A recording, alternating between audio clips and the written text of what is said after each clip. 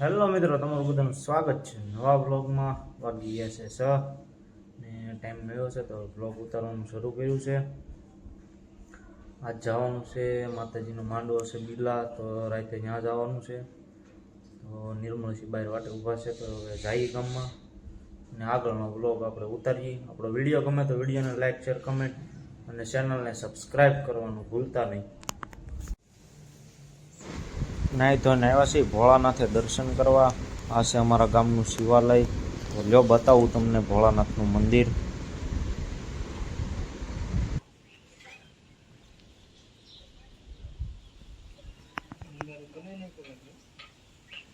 બનાવ્યું ને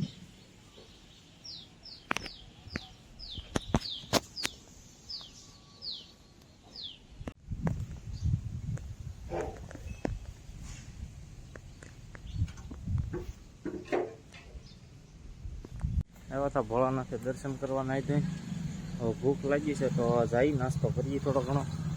દર્શન કરી લીધા છે ભોળાનાથે. જઈએ હવે વાડી બાજુ. આવી ગયા છીએ નાસ્તો લઈને નિર્મળસિંહની વાડીએ. આ એક ખાટલો બેહીને ભાંગી નાખ્યો. બીજો લાવ્યો છે પછી માંડવી વાવી દીધી છે એને. ફુવારા શરૂ છે અત્યારે બંધ છે, લાઇટ વહી ગઈ એટલે. પાણી પૂરી લઈને આવી ગયા છીએ. નિર્મળસિંહ પાણી ભરે છે. નાસ્તો કરી લઈએ પેલા, પછી ચા બનાવવાની છે. કાંઈ ઘટે નહીં એવું વાતાવરણ છે. ખાટલો બારો કાઢી લીધો છે પવનમાં. અહીંયા ચા બને છે. આવી મોજ ક્યાંય આવે નહીં ગામડા સિવાય. ને હે ત્યાં મોરે જ ન હોય આજ એટલે.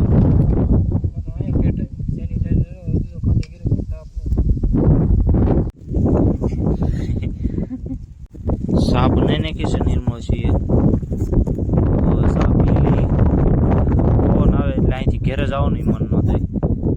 આ બાજુ પાછા ફુવારા શરૂ થાય એટલે વાતાવરણ ટાઢું છે. નિર્મળસિંહે માંડવી વાવી દીધી છે. વાવી દીધી છે માંડવી. એને ઉનાળે પાણી કોઈ દી ખૂટતું નથી. પાણી અટકશે નહીં તો વહેલા વાવી દે. પાણી ન હોય તો વહેલા વાવવું પછી મળી જાય એટલે બીજા કોઈ વાવે નહીં. આ રીતે સુકાઈ ગયો, એમાં પાંદડા આવી ગયા, લીલો થઈ ગયો છે પાછો. ગામમાં જવા નીકળી ગયા છે. પવન બહુ છે એટલે અવાજ બહુ ઓછો સંભળાય.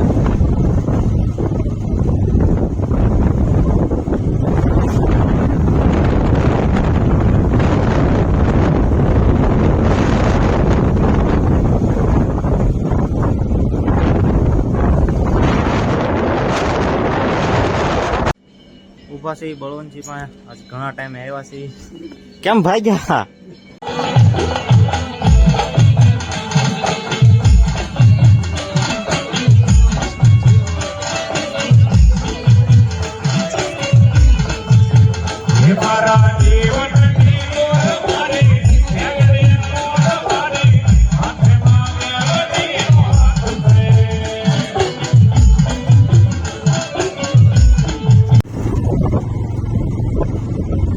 નીકળી જશે ઘરે જવા. કામ હતું એટલે બહુ કઈ ટાઈમ નથી કાઢ્યો. નીકળી જશે.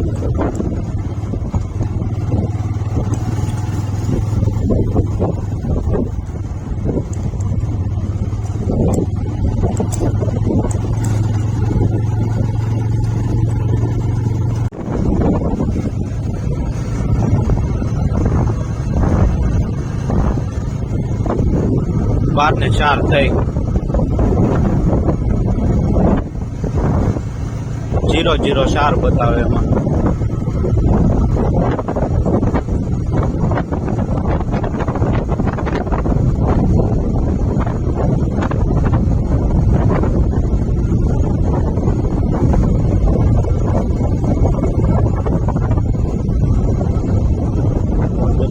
નિર્મળસિંહ ઉતારી દીધા છે. એની વાડીનું સીંડું આવ્યું હતું, ઉતારી દીધા એની વાડીએ. હવે આપણે જઈએ છીએ ઘર બાજુ. આ ઝૂંપડી આવી ગઈ, આપણે આવીએ ટાઈમ બેહવા. ગાડી મૂકી દીધી છે.